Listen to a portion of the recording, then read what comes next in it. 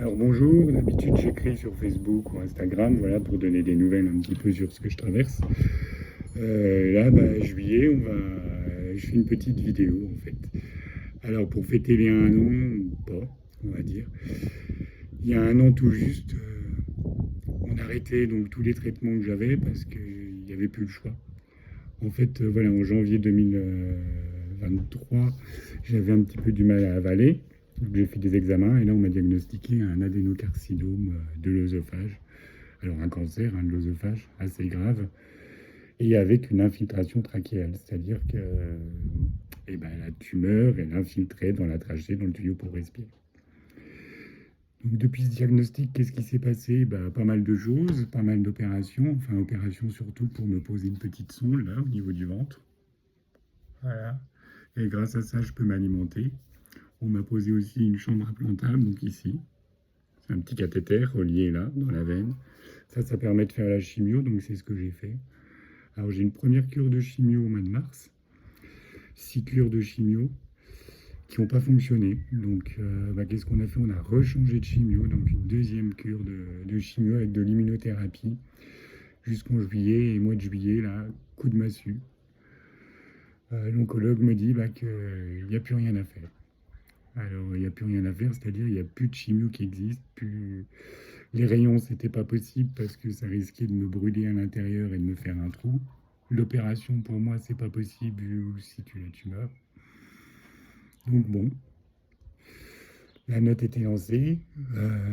Donc elle m'a inscrit sur un protocole. Je suis allé voir à Paris, Strasbourg, pour essayer de trouver donc un essai clinique, c'est-à-dire un médicament qui n'est pas encore sur le marché. Un peu comme un cobaye. Après, c'est pas le choix, quoi. Donc je me suis pas laissé aller, je me suis pas démonté, j'ai continué, j'ai refait encore. Donc c'était ces cliniques, j'ai commencé au mois de septembre, j'avais perdu 24 kilos. De pas manger, de pas boire et d'être nourri, c'est sûr que c'est un bon régime.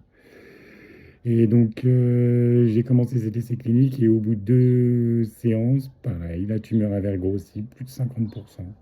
J'ai craché du sang, donc ça voulait dire qu'elle avait traversé, donc elle était dans la trachée. On m'a mis un petit tube en plastique à l'intérieur pour respirer. Qu'est-ce que j'ai fait? Je me suis battu. Tout le monde me dit comment tu fais? J'ai pas le choix. C'est surtout que j'ai de la chance. J'ai de la chance d'être entouré. J'ai de la chance d'être encore là parce que je devais pas passer l'année. Et par chance, par miracle, j'en sais rien. Alors grâce à l'hypnose, la méditation et surtout aux gens qui m'entourent, janvier, ça a été très très compliqué. Une grosse infection, pareil. J'ai encore failli mourir. À force de le dire, on s'habitue.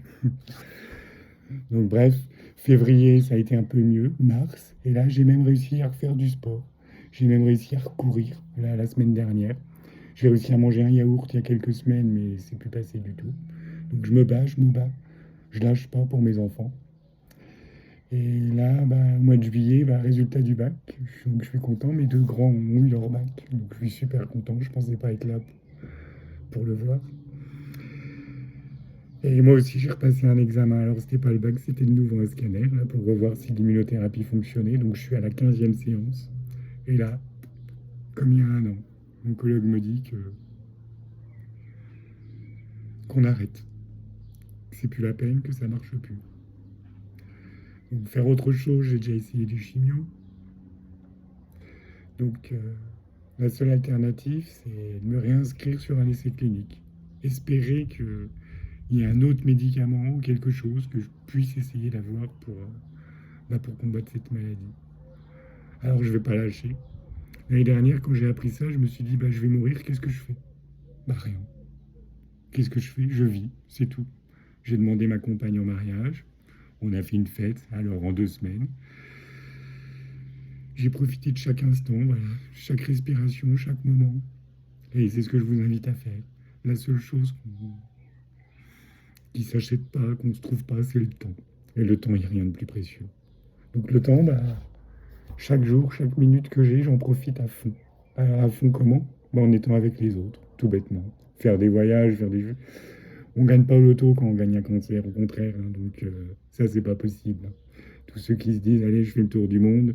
Déjà d'une, il n'y a pas les finances pour ça. Et puis de deux, la santé, quand vous êtes branché en permanence pour vous nourrir. Donc moi, ce que je veux, c'est être avec mes proches. Donc c'est grâce à eux que je suis encore là. Grâce à ma femme, grâce à mes enfants, grâce à mon frère, ma belle-sœur, mes amis aussi. Et je lâcherai pas. Je me battrai jusqu'au bout. Jusqu'au bout. Alors les tracas du quotidien, tout, on les a tous, hein, mais prenez une petite minute juste pour vous dire, vous avez de la chance.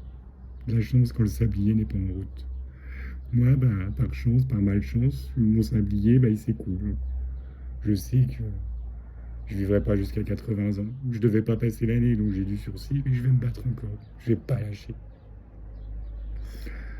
Je vais pas lâcher pour tous ceux qui me soutiennent et puis pour montrer à mes enfants que voilà, c'est la vie. Et la vie, je pense qu'on ne sentirait pas le goût qu'elle a si on n'avait pas goûté à tous ces désagréments. Donc, je suis énervé, je suis fâché, non. Triste, oui, c'est sûr, j'ai envie que ça continue. J'étais infirmier libéral, je soignais les gens, maintenant c'est moi qui suis de l'autre côté.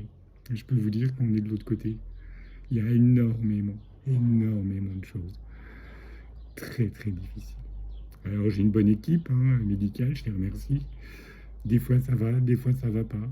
On n'a pas envie d'entendre ce qu'on... Et puis il y a aussi des fois où on ne sait pas où on va. Et c'est ça la vie. C'est se dire qu'est-ce qui se passera demain. Bah moi c'est ma vie. Et demain, je serai encore là, je me battrai jusqu'au bout. Je lâcherai pas. Bisous à tout le monde.